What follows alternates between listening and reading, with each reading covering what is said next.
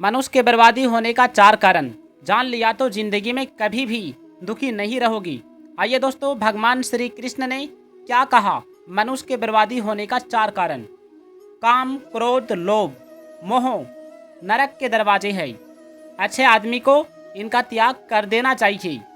धन की कामना, लोभ बढ़ने से मनुष्य के भीतर झूठ, छल कपट आदि दोष बढ़ जाते हैं और किसी भी तरह अधिक से अधिक धन कमाने का लालच बढ़ जाता है। इसलिए हमें कभी भी अपनी जिंदगी में लालच नहीं करना चाहिए। कहा जाता है कि लालच ही, लोभ ही पाप का जड़ है। मनुष्य अनुचित रास्ते अपनाने लगता है, उसका लोभ बढ़ता है, क्रोध, क्रूरता बढ़ते हैं। क्रोध से मनुष्य जो है कभी कभी अपना गुरु का भी हत्या कर देते हैं। अपना गुरु को, अपना माता पिता तक को भी अपशब्द कह देते हैं, आंख दिखाकर बातें करते हैं। अतः हमें ऐसा नहीं करना चाहिए। यदि आपको क्रोध आ जाता है तो आपको क्या करना चाहिए? आपको शांत जगह में चले जाना चाहिए और महापुरुष का किताब पढ़ना चाहिए और उसका चिंतन करना चाहिए और भगवान श्री कृष्ण का नाम ध्यान करना चाहिए। भगवान श्री कृष्ण कहते हैं, कई मनुष्य तो ऐसे बुरे बन जाते हैं कि सज्जन लोग उनका नाम तक लेना पाप समझते हैं। जिनका नाम लेना, दर्शन करना, याद करना ही अपवित्र करने वाला है। ऐसे क्रूर, निर्दयी, सबके बैरी मनुष्यों को ईश्वर उनके स्वभाव के अनुसार ही नीच योनियों देते हैं। नीच स्वभाव वाले बुरे लोग बारंबार कुत्ते, सांप, बिच्छू, बाघ, सिंह, कीड़े मकोड़े, गिद्ध, चील इत्यादि के रूप में जन्म लेते हैं और अपने कर्मों का पाप भोगते हैं। जो लोग भगवान के दिखाए अच्छे मार्ग पर नहीं चलते, बुराई करने लग जाते हैं, उन्हें भी भगवान पराया नहीं समझते, बल्कि उनकी पाप मुक्ति के लिए ही उन्हें इस मनुष्य योनि में अच्छे कर्म करने की प्रेरणा देते हैं। ताकि भगवान श्री कृष्ण कहते हैं, पराजित व्यक्ति ही दूसरों को पराजित करना चाहता है, अपने अधीन करना चाहता है। स्वाधीन व्यक्ति ही विजयी होता है और उसके मन में किसी को पराजित करने का भाव नहीं आता। भोगी व्यक्ति दुखों से नहीं बच सकता। क्रोध के वेग को सहन कर लेना चाहिए, उसके वशीभूत नहीं होना चाहिए, नहीं तो हमें बहुत दुख होगा, जिंदगी हमारा बर्बाद हो जाएगा। क्योंकि क्रोध के वश में होकर शरीर प्रतिक्रिया करने लगता है। जो व्यक्ति सत्य रूपी तत्वों को पाने का दृढ़ संकल्प कर लेता है, उसकी इंद्रियां सरलता से उसके वश में हो जाती है।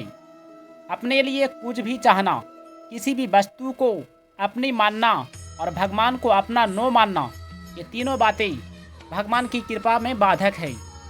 इसलिए हमें ऐसा नहीं करना चाहिए। हमें भगवान का निरंतर पूजा करना चाहिए, ध्यान करना चाहिए। पाने की इच्छा उसमें होती है जिसमें कोई अभाव होता है। शरीर को संसार की सेवा में लगा देना कर्म योग्य है और शरीर से स्वयं अलग हो जाना ज्ञान योग्य है। दोनों का परिणाम एक ही होगा। दोनों ही साधनों से संसार से संबंध विच्छेद होकर स्वरूप में स्थित हो जाएगी।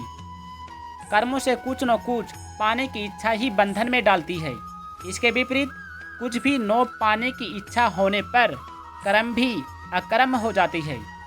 जिनको साधारण मनुष्य अपना मानते हैं, वे शरीर, इंद्रिया, मन, बुद्धि वास्तव में किसी भी दृष्टि से अपने नहीं है, बल्कि मिले हुए और निश्चित ही बिछोड़ने वाले हैं। इनको अपना मानना सर्वदा भूल है। भगवान श्री कृष्ण कहते हैं, परमात्मा सर्वव्यापी है। किसी भी व्यक्ति द्वारा किए गए कर्मों को, पाप या पुण्य को, वह उसी के खाते में जमा करता है, अपने पास नहीं रखता। जिस व्यक्ति का ज्ञान मिट जाता है, जिनकी मन बुद्धि की परमात्मा में पूरी निष्ठा है, जो ज्ञानी जन हाथी, कुत्ते, गाय, ब्राह्मण तथा चंडाल में एक ही भाव देखते हैं, हर स्थिति में, हर स्त्री में, सभी में भगवान श्री कृष्ण देखते हैं, सभी में एक ही भाव रखता है, उसका आचरण अच्छा होता है, उन्हें सच्चिदानंद परमात्मा को प्राप्त होता है। ऐसे ब्रह्मनिष्ठ व्यक्ति अपनी प्रिय वस्तु को पाकर भी बहुत हर्षित नहीं होते और दुख पाकर भी दुखी नहीं होते। शरीर में उठने वाले काम तथा क्रोध के आवेग को जो सहन कर लेते हैं, वही योगी होते हैं, वही सुखी रहते हैं, जिनके पाप नष्ट हो गए हैं। तथा जो सभी प्राणियों के हित में लगे हुए हैं वे ब्रह्मा को प्राप्त कर लेते हैं। काम क्रोध पर काबू रखने वाला सब प्रकार शांति और परम ब्रह्मा को प्राप्त कर लेते हैं। विषय भोगों की इच्छा को त्याग कर जो दृष्टि को भ्रीकुटी के बीच में टिकाकर मन बुद्धि को एकाग्र करके ईश्वर का चिंतन करता है वही योगी है। जो मेरा भक्त है वह मुझे सर्वव्यापक मानकर दयालु प्रेमी तथा यज्ञ तपों का फल समझता है। वह भी मुझको तथा शांति को पा लेता है। भगवान श्री कृष्ण कहते हैं, मनुष्य का जन्म उसके अपने कल्याण के लिए ही मिलता है। इसलिए जो मनुष्य बिना किसी इच्छा के कर्तव्य कर्म करता है उसका कल्याण अवश्य ही होता है। व्यक्ति के लिए सृष्टि द्वारा जो भी कर्तव्य नियत किया गया है उसका उद्देश्य ईश्वर की प्राप्ति करना है। जो सभी का कल्याण करते हैं तो भगवान भी उसका कल्याण करते हैं, भगवान भी उसका उद्धार करते हैं।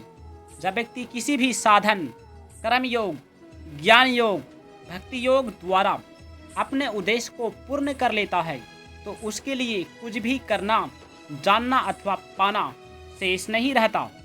यह मनुष्य जीवन की परम सफलता है। साधारण व्यक्ति इच्छा पूर्ति के लिए कर्म करते हैं और कर्मयोगी इच्छा मुक्ति के लिए कर्म करते हैं। इच्छा मनुष्य वह करा लेती है जो वह नहीं करना चाहता है, अतः इच्छा पर हमें नियंत्रण करना चाहिए। दोस्तों, यदि वीडियो अच्छा लगा है तो इस वीडियो को लाइक करके चैनल को सब्सक्राइब कर दीजिएगा और कमेंट में जय श्री कृष्ण अवश्य लिखिएगा। जय श्री कृष्ण, जय श्री कृष्ण, जय श्री कृष्ण, जय श्री राम।